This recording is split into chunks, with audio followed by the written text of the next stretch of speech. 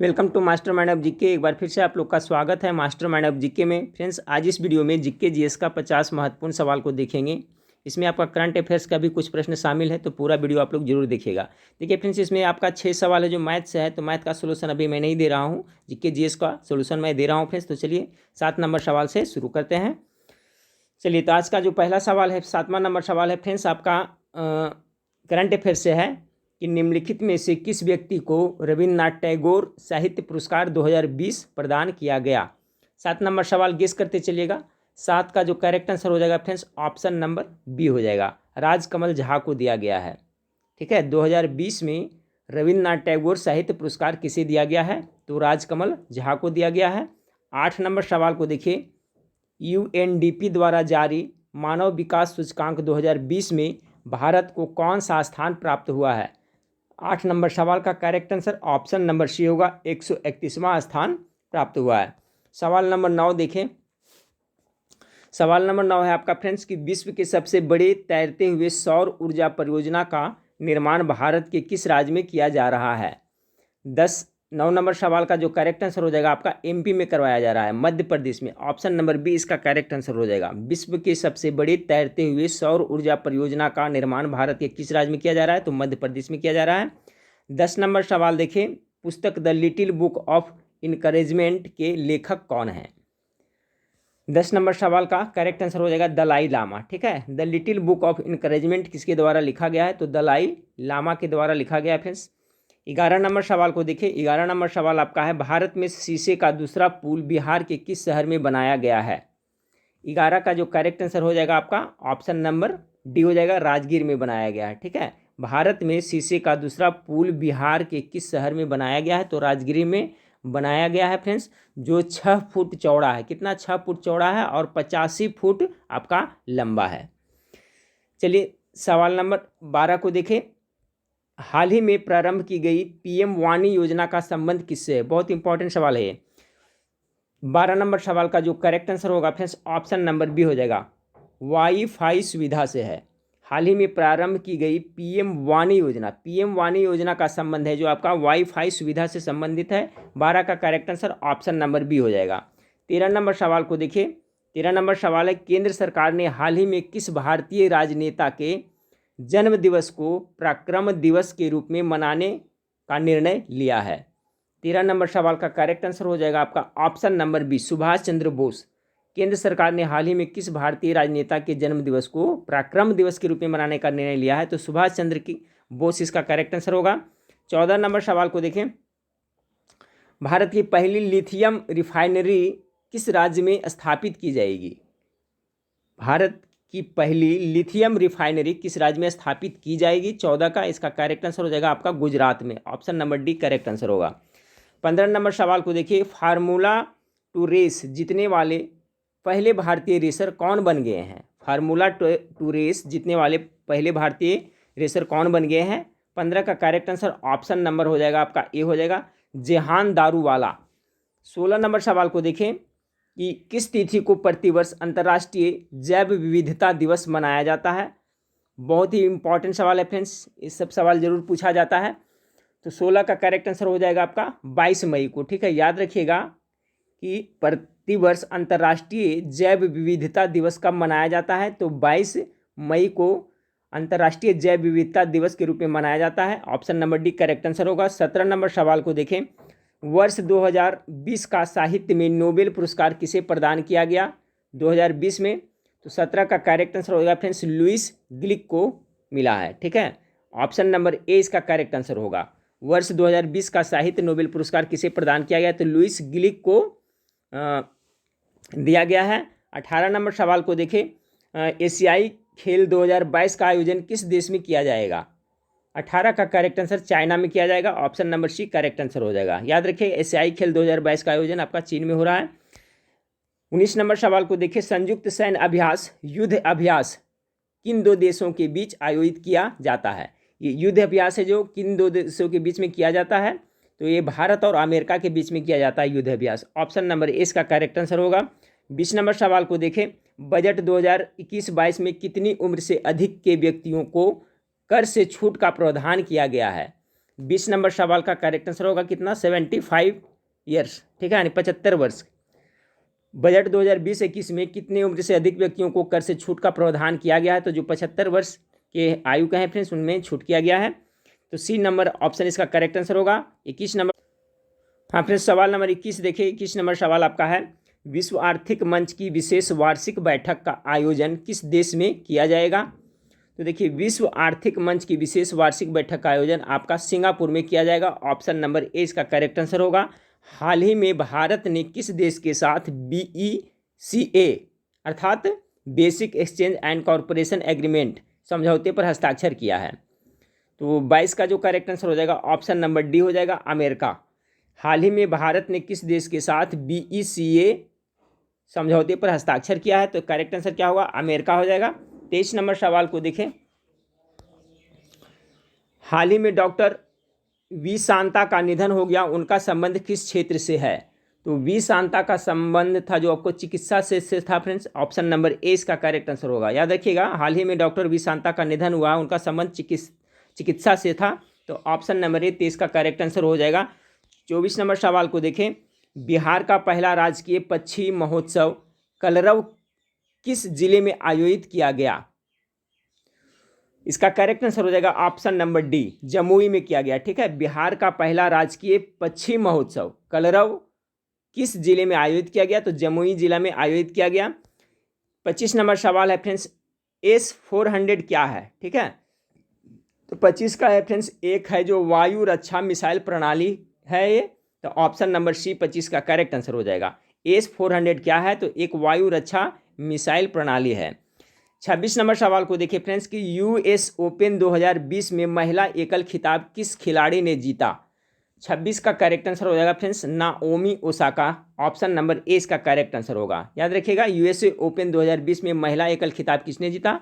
तो Naomi Osaka ने जीता था, ठीक है। और पुरुष में अगर जो पूछा जाए फ्रेंड्स, तो पुरुष में हो जाएगा आपका डोमिनिक थिएम। याद रखिएगा, अगर पूछा जाए USA ओपन 2020 में पुरुष एकल विजेता कौन है, तो उनका हो जाएगा आपका डोमिनिक, ठीक है, डोमिनिक थिएम। उनका नाम क्या है? Dominic Thiem. महिला में पूछेगा तो नाओमी ओसाका हो जाएगा, और पुरुष में पूछेगा एकल में तो आपका डोमिनिक थिएम हो जाएगा, ठीक है। चलिए 27 नंबर सवाल को देखते हैं कि वर्ष 2020 में G20 देशों का शिखर सम्मेलन किस देश की अध्यक्षता में आयोजित किया गया?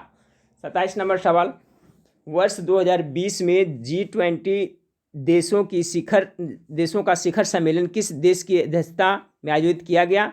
27 का correct answer option number C होगा, सऊदी अरब।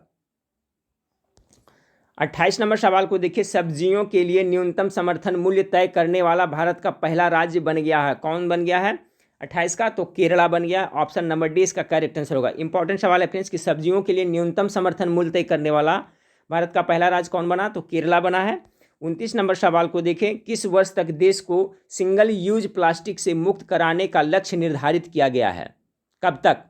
29 का जो करेक्ट आंसर होगा 2022 तक। ऑप्शन नंबर ए इसका करेक्ट आंसर होगा।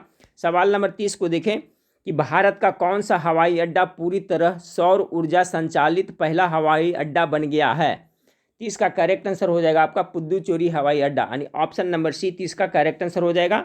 31 नंबर सवाल को देखें कि निम्नलिखित में से किसमें हाइड्रोजन बंधन नहीं पाया जाता है? 31 का करेक्ट आंसर हो जाएगा फ्रेंड्स आपका ऑप्शन नंबर डी हो जाएगा, ठीक है।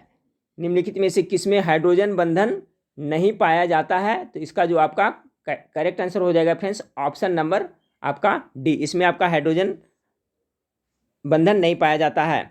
32 नंबर सवाल को देखें, लूनर कास्टिक के नाम से जाना जाता है। लूनर कास्टिक के नाम से कौन जाना जाता है? तो इसका करेक्ट आंसर होगा friends silver nitrate. Silver nitrate को लूनर कास्टिक के नाम से जाना जाता है। 33 नंबर सवाल को देखें, निम्नलिखित में से सबसे अधिक इलेक्ट्रॉन बंधुता वाला तत्व कौन सा है? 33 का करेक्ट आंसर क्लोरीन हो जाएगा, ठीक है। निम्नलिखित में से सबसे अधिक इलेक्ट्रॉन बंधुता वाला तत्व कौन सा हो जाएगा? तो आपका क्लोरीन हो जाएगा। चलिए सवाल नंबर 34 को देखते हैं। 34 नंबर सवाल है ग्रीनोकाइट किसका अयस्क है? गेस कीजिए। तो आपका 34 नंबर सवाल का हो जाएगा फ्रेंड्स आपका ऑप्शन नंबर बी, कैडमियम का ये अयस्क है। याद रखिएगा ग्रीनोकाइट किसका अयस्क है, तो कैडमियम का अयस्क है। 35 नंबर सवाल, गन मेटल मिश्र धातु की अवयव है। चलिए गन मेटल में क्या क्या मिला रहता है फ्रेंड्स, किसका मिश्र धातु है, 35 का गेस कीजिए। तो देखिए गन मेटल में आपका तांबा, जिंक और टिन होता है। ऑप्शन नंबर सी इसका करेक्ट आंसर हो जाएगा। 36 नंबर सवाल को देखिए, किस रासायनिक यौगिक को कांच में मिला देने से कांच का रंग गहरा नीला हो जाता है।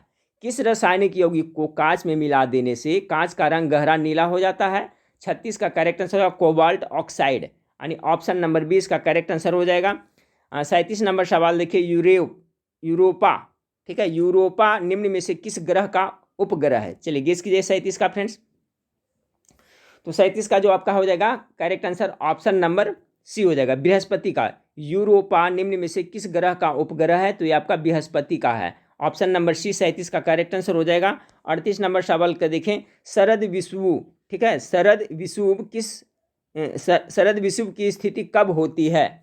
तो 38 का करेक्ट आंसर हो जाएगा फ्रेंड्स आपका 23 सितंबर को, ठीक है। ऑप्शन नंबर डी इसका करेक्ट आंसर हो जाएगा। शरद विषुव की स्थिति कब होती है, तो 23 सितंबर को होती है।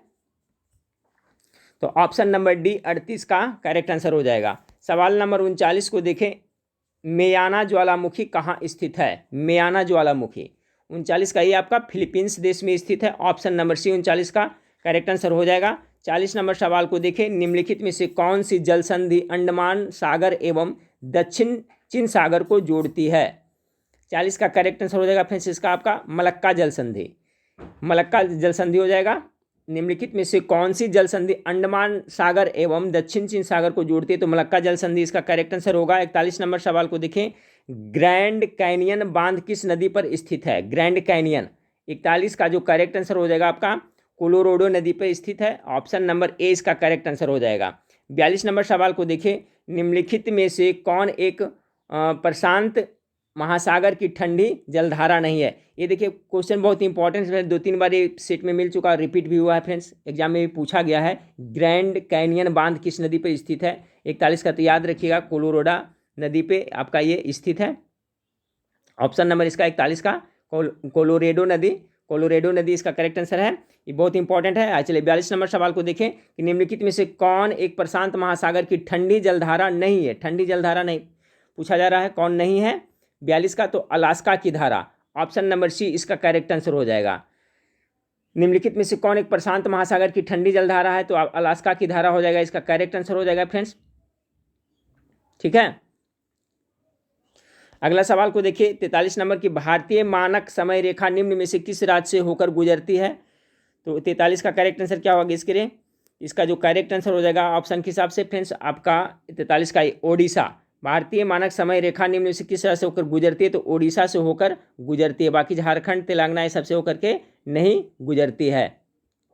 याद रखिएगा फ्रेंड्स, जो भारतीय मानक समय रेखा है वो आपका उत्तर प्रदेश, मध्य प्रदेश, छत्तीसगढ़, उड़ीसा एवं आंध्र प्रदेश राज्यों से होकर गुजरती है। यानी टोटल कितने हो गए फ्रेंड्स, 1 2 3 4 5 राज्यों से होकर गुजरती है। ये भी याद रखिएगा कि भारतीय मानक समय रेखा कितने राज्य से होकर गुजरते हैं, तो 5 राज्य से गुजरते हैं। पहला में हो गया आपका क्या फ्रेंड्स, तो यूपी यानी उत्तर प्रदेश, दूसरा में मध्य प्रदेश, तीसरा में छत्तीसगढ़, चौथा में उड़ीसा और पाँचवा में आंध्र प्रदेश राज्यों से होकर गुजरती है, ठीक है। तो यहाँ पर ऑप्शन में उड़ीसा है, इसलिए option number A correct answer होगा। 44 नंबर सवाल को देखिए, भारतीय मुख्य भूमि का सबसे दक्षिणतम बिंदु है। तो 44 का करेक्ट आंसर क्या हो जाएगा आपका केप कोमेरिन हो जाएगा, ठीक है। भारतीय मुख्य भूमि का सबसे दक्षिणतम बिंदु अगर पूछा जा रहा है तो क्या हो जाएगा केप कोमेरिन। 44 नंबर सवाल का correct answer option number B हो जाएगा। और देखिए जो केप कोमरिन भूमि है जो फ्रेंड्स वो कन्याकुमारी तमिलनाडु में स्थित है ये, ठीक है। ये जो भूमि है जो कहाँ है, तो आपको कन्याकुमारी तमिलनाडु में स्थित है। 45 नंबर सवाल को देखें कि आपका निम्नलिखित में से किस देश के साथ पश्चिम बंगाल राज्य की सीमा नहीं लगती है। 45 का जो करेक्ट आंसर होगा फ्रेंड्स आपका, देखिए पश्चिम बंगाल राज्य की सीमा करा है ना, तो पश्चिम बंगाल की सीमा आपका म्यांमार से नहीं लगती है, ठीक है फ्रेंड्स। बाकी आपका पश्चिम बंगाल राज्य की सीमा 3 देश से लगती है, जैसे भूटान, नेपाल और बांग्लादेश से लगती है, जबकि म्यांमार से नहीं लगती, इसलिए आपका option number B correct answer होगा। याद रखिएगा पश्चिम बंगाल राज्य की सीमा 3 देशों से लगती है, भूटान, नेपाल और बांग्लादेश से, म्यांमार से नहीं लगती है। 46 नंबर सवाल को देखिए कि मुलिंगला दर्रा किस राज्य या केंद्र शासित प्रदेश में है? मुलिंगला। 46 का करेक्ट आंसर हो जाएगा आपका ऑप्शन नंबर सी हो जाएगा। ये उत्तराखंड में है मुलिंगला दर्रा। ठीक है, मुलिंगला हो गया, मानला हो गया, ये सभी है जो आपका उत्तराखंड में है। 47 नंबर सवाल को देखें। टोन्स किस नदी की सहायक नदी है? टोन्स। 47 का करेक्ट आंसर होगा ये यमुना नदी की सहायक नदी। ऑप्शन नंबर बी इसका करेक्ट आंसर होगा। टोन्स नदी यमुना नदी की सहायक नदी है। 48 नंबर सवाल को देखिए फ्रेंड्स। 48 नंबर सवाल है दुग्ध धारा जलप्रपात किस नदी पर स्थित है? 48 का जो करेक्ट आंसर होगा ये आपका नर्मदा नदी पर स्थित है। ठीक, दुग्ध धारा हो गया फ्रेंड्स आपका किस नदी पे? तो नर्मदा नदी पे है। 49 नंबर सवाल को देखें। निमाड़ी निम्न में से किसकी नस्ल है? निमाड़ी 49 का। तो देखिए निमाड़ी ये है जो एक प्रकार की आपका गाय की नस्ल है फ्रेंड्स, याद रखिएगा। निमाड़ी हो गया ये किसका है? तो ये सभी है जो निमाड़ी है जो गाय की नस्ल है। और जैसे फ्रेंड्स हो गया जर्सी हो गया फ्रेंड्स, फिर आपका साहिवाल हो गया, ये सभी है जो किसका? गाय का ही नस्ल है। तो याद रखिएगा निमाड़ी है जो गाय की नस्ल है। 49 का correct answer option number A होगा। चलिए आज का लास्ट सवाल को देखते हैं फ्रेंड्स। निम्नलिखित में से किस लौह अयस्क में लोहे का अंश सर्वाधिक होता है? बहुत इंपॉर्टेंट सवाल, पहले भी मैं करा चुका हूँ फ्रेंड्स। तो देखिए इसका करेक्ट आंसर हो जाएगा, क्या हो जाएगा? तो मैग्नेटाइट हो जाएगा। ठीक है, हेमेटाइट नहीं होगा, मैग्नेटाइट। मैग्नेटाइट में लोहे का अंश लगभग 72% होता है। ठीक है, ये इंपॉर्टेंट क्वेश्चन है कि पूछा जाए कि किस लौह अयस्क में लोहे का अंश सबसे अधिक होता है, तो आपका मैग्नेटाइट में सबसे अधिक होता है। हालांकि आपका सीडेराइट, लिमोनाइट और मैग्नेटाइट ये सभी हेमेटाइट सभी जो लोहा का ही अयस्क है, लेकिन सबसे ज़्यादा आपका जो लोहा का अंश होता है मैग्नेटाइट में होता है। कितना होता है? लगभग 72% होता है। ठीक है फ्रेंड्स, ये 50 प्रश्न था फ्रेंड्स, जिसमें आपका करंट अफेयर्स का भी प्रश्न कुछ शामिल था। चलिए तो नेक्स्ट वीडियो में फिर मिलते हैं। देखने के लिए थैंक यू, धन्यवाद।